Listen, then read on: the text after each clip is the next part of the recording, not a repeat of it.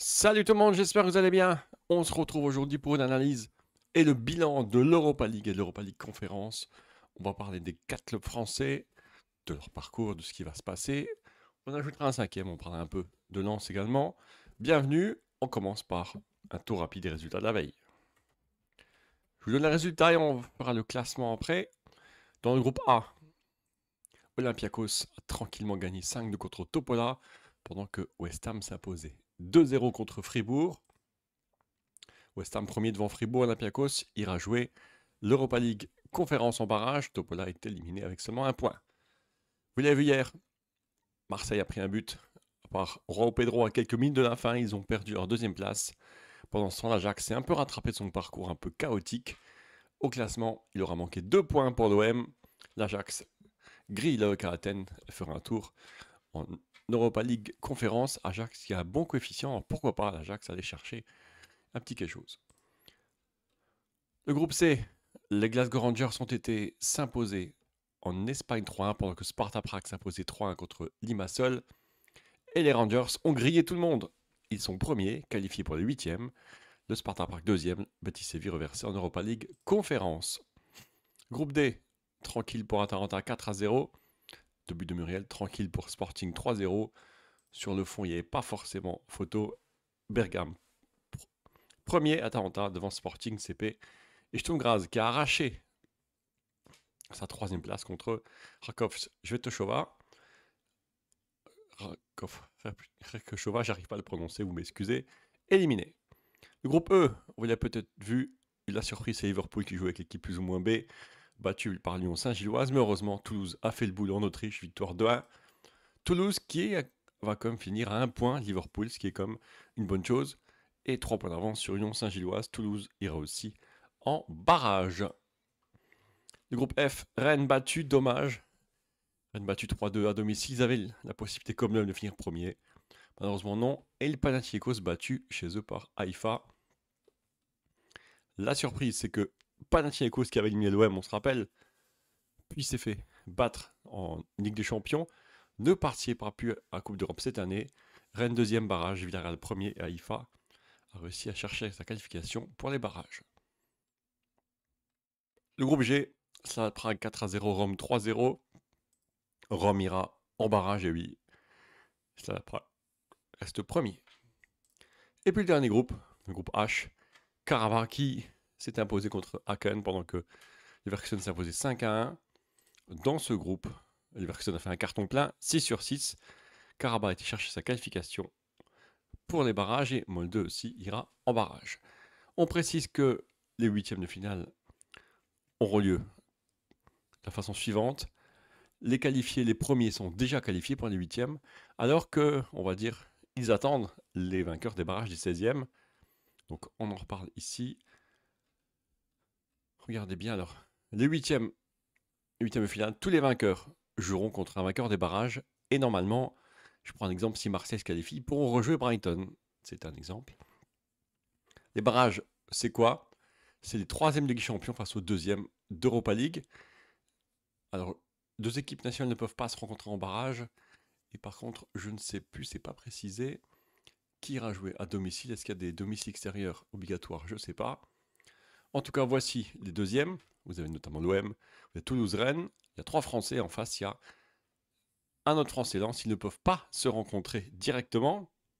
Alors pour certains qui aiment les statistiques, aussi ce qu'a fait un professeur, il a montré les statistiques de certains. Une petite parenthèse, le tirage au sort sera en direct sur ma chaîne Twitch. N'hésitez pas à aller faire un tour et à vous abonner en attendant. D'après ce professeur, ce qui est logique, les clubs français ont plus de chances de tomber avec le portugais. Pourquoi? Parce que les deux portugais ne pourront pas affronter Sporting, déjà. Donc ça fait un en moins. Les Français ne pourront pas affronter également Lens. Ça réduit les chances. En tout cas, dites-moi dans les commentaires ce que vous voulez, le club le mieux pour Marseille, pour Toulouse, pour Rennes. Et le club le moins bien. Alors moi, je verrais bien franchement un Galatasaray Marseille, notamment pour mes amis turcs. Également, attention, Lens. Lens qui, pour moi, donc ils ne pourront pas affronter le club français. Il reste Fribourg, Prague, Sporting et Karabakh. Bon, LS Rome surtout pas tomber LS Rome. Et pourquoi pas aller faire un tour à Karabakh. Notamment, en tout cas pour les clubs français. Les Young Boys de Berne sont les moins fort entre guillemets, et pourquoi pas éliminer Rotterdam notamment. Pour l'Europa League Conférence, on va rapidement vous donner les qualifiés. Lille s'est imposé, vous l'avez vu, alors je trouve peut-être 3-0. Lille est premier devant Bratislava. Je précise que le premier est en barrage des huitièmes. Pardon, le premier qualifié pour les huitièmes. Deuxième est en barrage. On va en parler. Troisième, quatrième sont éliminés. Alors, pas forcément grosse surprise, si ce n'est Tel Aviv qui est devant la Gantoise dans le groupe B. Plzeň qui a fait également un carton plein devant Zagreb. Zagreb qui se relève petit à petit. Bruges devant Bodo Glimt. Beşiktaş a quand même réussi à s'imposer pour la première fois hier. On descend Aston Villa devant Legia Varsovie. Et pour les clubs français, l'Alkmaar qui était habitué à faire mieux est éliminé. Fiorentina devant Ferencváros, Genk également éliminé. Et la petite surprise est venue quand même de ce groupe G, où Francfort, qui est habitué à aller loin,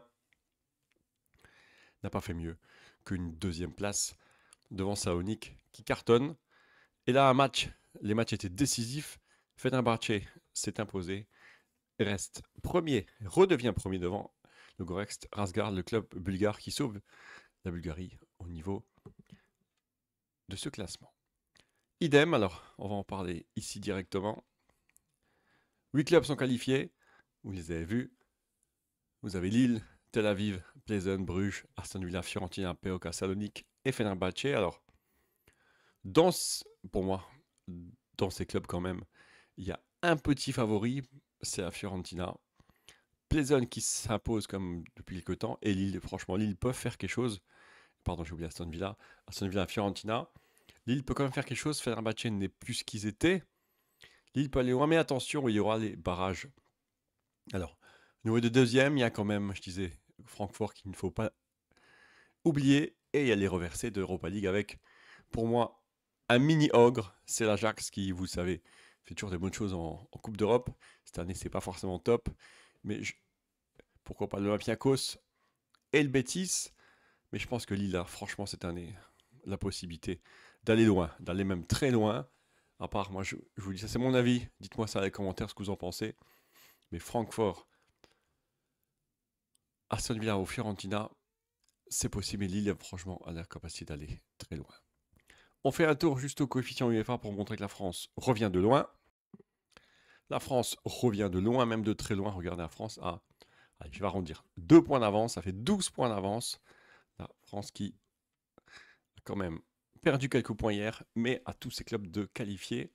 Alors, je rappelle que normalement, les barrages ici, on va dire, ça c'est les huitièmes, ça c'est les barrages, ne rapportent pas de points, mais il faut qualifier. Font qualifier les clubs français, les autres clubs pour la phase suivante. Je rappelle également, comme je l'ai dit hier, avant-hier, les premiers groupes en Europa League ont eu 4 points, le deuxième a eu 2 points. Et s'ils passent les huitièmes en Europa League, ils auront un point supplémentaire.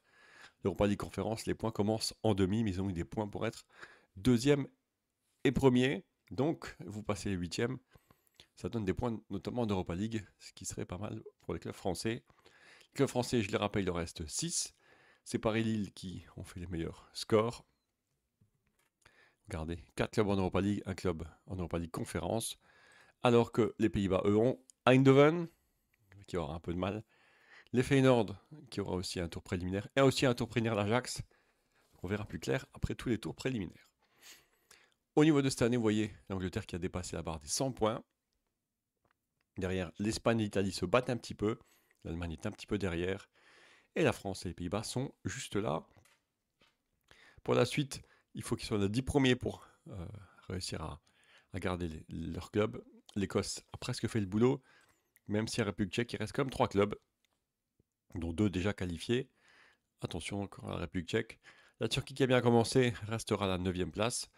Et petite parenthèse, les 18 premiers clubs ont au moins un club de qualifié.